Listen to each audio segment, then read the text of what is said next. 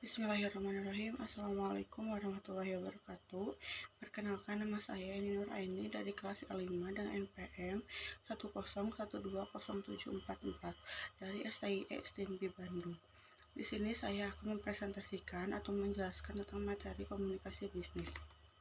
Pertama-tama ada pengertian komunikasi. Apa sih itu komunikasi? Komunikasi berasal dari bahasa Latin yaitu communication, communico, communicare, yang artinya membuat sama. Dalam bahasa Inggris, communication adalah suatu proses pertukaran informasi, ide antar dua orang atau lebih.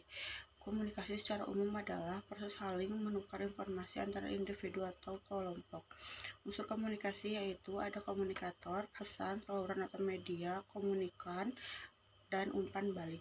Selanjutnya ada feedback. Feedback terbagi menjadi 4, yaitu zero feedback, positive feedback, negative feedback, dan natural feedback. Selanjutnya ada jenis-jenis komunikasi. Jenis-jenis komunikasi yaitu ada ruang lingkup, perilaku, cara penyampaian, dan aliran informasi. Ruang lingkup terdiri dari komunikasi internal dan eksternal. Perilaku yaitu terdiri dari formal, informal, dan non-formal. Cara penyampaian komunikasi ada dua cara, yaitu secara lisan dan tulisan. Aliran informasi yaitu ada satu arah dan dua arah. Bisnis itu berasal dari bahasa Inggris yang artinya business atau busy, yang artinya sibuk. Sedangkan bisnis sendiri adalah suatu aktivitas pekerjaan seseorang atau kelompok yang mendatangkan penghasilan atau keuntungan. Nah, jadi komunikasi bisnis adalah komunikasi yang digunakan dalam dunia bisnis yang mencangkup berbagai macam bentuk komunikasi, baik komunikasi verbal maupun non-verbal. Tujuan komunikasi bisnis yaitu informasi, persuasi, dan kolaborasi. Berikutnya ada bentuk-bentuk komunikasi. Bentuk-bentuk komunikasi yaitu komunikasi organisasional, korespondensi bisnis, dan spesifik. Satu lagi ada komunikasi promosional. Apa sih itu komunikasi organisasional? Yaitu komunikasi yang berkaitan dengan masalah-masalah internal perusahaan ataupun dilancarkan oleh lembaga-lembaga atau personal dalam perusahaan. Berikutnya ada korespondensi bisnis, yaitu segala kegiatan perusahaan yang berkaitan dengan surat menyurat seperti surat masuk, surat keluar, dan file. Berikutnya ada spesifik, yaitu terdiri dari akuntansi, stok atau persediaan gudang, proses produksi, finansial data, grafik, dan statistik. Berikutnya ada promotional communication, yaitu komunikasi bisnis yang dilahirkan pada peningkatan citra perusahaan dan sales. Kenapa disebut dengan peningkatan citra? Yaitu karena proses ini adalah proses yang bagus untuk memperkenalkan produk kita kepada masyarakat. Berikutnya ada materi tentang perencanaan pesan-pesan bisnis. Apa sih perencanaan pesan bisnis itu? Yaitu adalah proses komposisi penyusunan pesan bisnis. Proses itu terdiri dari perencanaan tujuan audiens, ide, saluran, pengorganisasian, pembuatan draft, merangkai kata dan kalimat. Berikutnya ada proses penyusunan pesan, yaitu ada perencanaan pesan, penyusunan pesan, dan revisi pesan. Perencanaan pesan yaitu terdiri dari penentuan tujuan, analisis audiens, penentuan ide, dan pemilihan media. Berikutnya ada penyusunan pesan, yaitu terdiri dari pengorganisasikan pesan, memformulasikan pesan. Revisi pesan yaitu terdiri dari menyuting pesan, menulis ulang, produksi pesan, dan menyetak pesan. Berikut adalah analisis audiens yang harus dimiliki oleh audiens, yaitu yang pertama mengembangkan audiens, mengenali penerimaan primer, menetapkan jumlah dan komposisi audiens, mengukur tingkat pemahaman audiens, memperkirakan reaksi penerima, memenuhi kebutuhan informasi audiens. Yang keempat atau yang terakhir, memuaskan kebutuhan emosional dan praktis audiens. Selanjutnya ada penentuan ide pokok, yaitu mempunyai tema pokok yang isinya berupa pembicaraan beserta tujuan yang akan dicapai dari topik tersebut. Berikutnya ada cara penentuan ide pokok, yaitu brainstorming. Yang kedua ada pertunjukan atasan. Yang ketiga ada kebiasaan.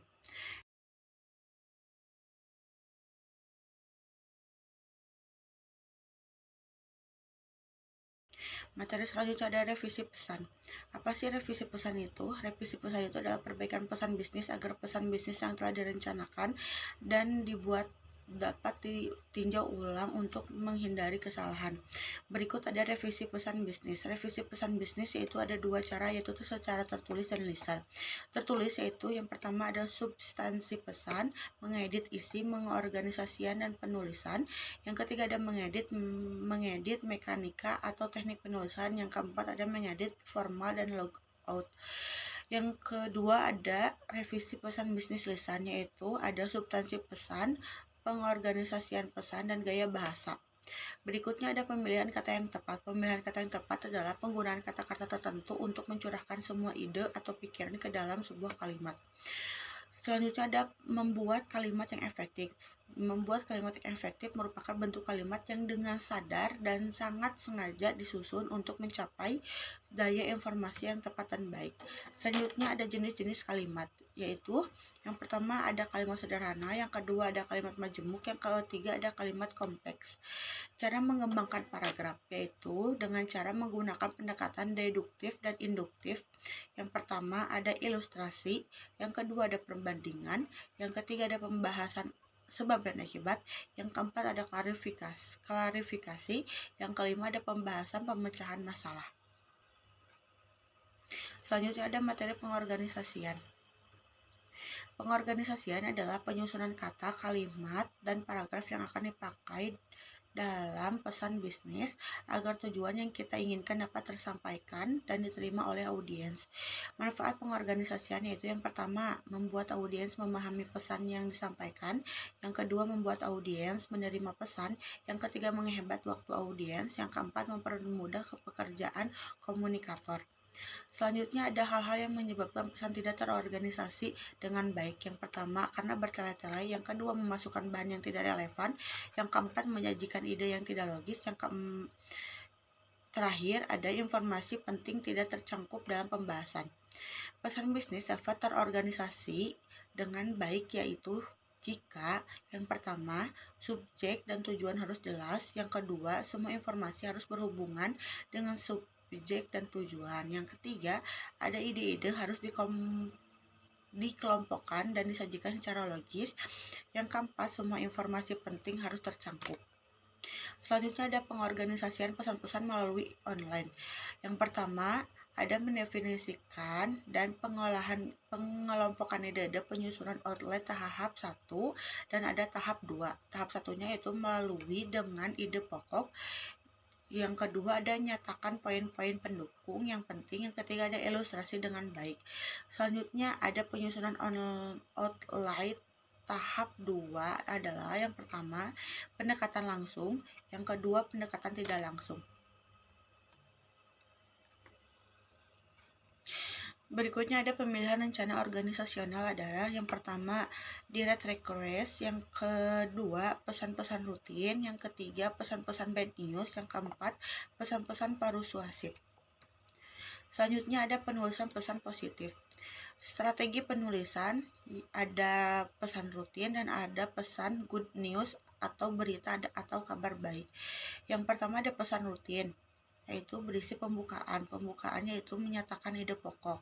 Yang kedua ada pertengahan atau isi, yaitu penjelasan rinci. Yang ketiga ada penutupan, yaitu mengingatkan kembali ide pokok atau mencakup pemikiran penutup yang berorientasi ke depannya. Yang kedua ada good news atau kabar baik atau berita. Yang pertama ada pembukaan yang mengisikan pernyataan good news. Yang kedua ada pertengahan atau isi yang menjelaskan rinci. Yang ketiga ada penutup, yaitu mengingatkan kembali good news atau mencangkup pemikiran penutup yang berorientasi ke depannya. Berikutnya ada pesan-pesan good news atau goodwill, yaitu tentang pekerjaan dan tentang produk. Selanjutnya ada menulis jawaban positif, yaitu ada dua cara, surat konfirmasi pesanan dan menjawab permintaan informasi. Menjawab permintaan informasi yaitu ada dua, menjawab permintaan dengan penjualan potensial, yang kedua menjawab permintaan tanpa penjual. Berikutnya ada cara pengorganisasian pesan-pesan bad news. Yang pertama ada menciptakan audiens, yang kedua ada membantu audiens mengerti bahwa bad news menggambarkan keputusan yang tegas, yaitu membantu audiens mengerti bahwa keputusan Anda adil. Yang kedua, membantu audiens agar tidak memberikan goodwill pada perusahaan, usahakan fokus pada audiens dalam menyampaikan pesan-pesan bad news. Terus yang terakhir ada memilih perencanaan organisasional.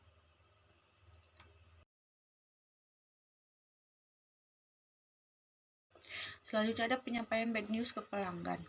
Yang pertama, tetap bekerja sebaik mungkin menuju kepada terwujudnya suatu perjualan ulang atau resal. Terus yang kedua ada tetap menjaga instruksi atau informasi terhadap sejelas mungkin. Yang ketiga, tetap optimis dan percaya diri sehingga pembaca tidak akan kehilangan minat. Selanjutnya ada jenis-jenis pesan pasif, yaitu yang pertama surat penjualan, yang kedua surat permohonan bantuan dana.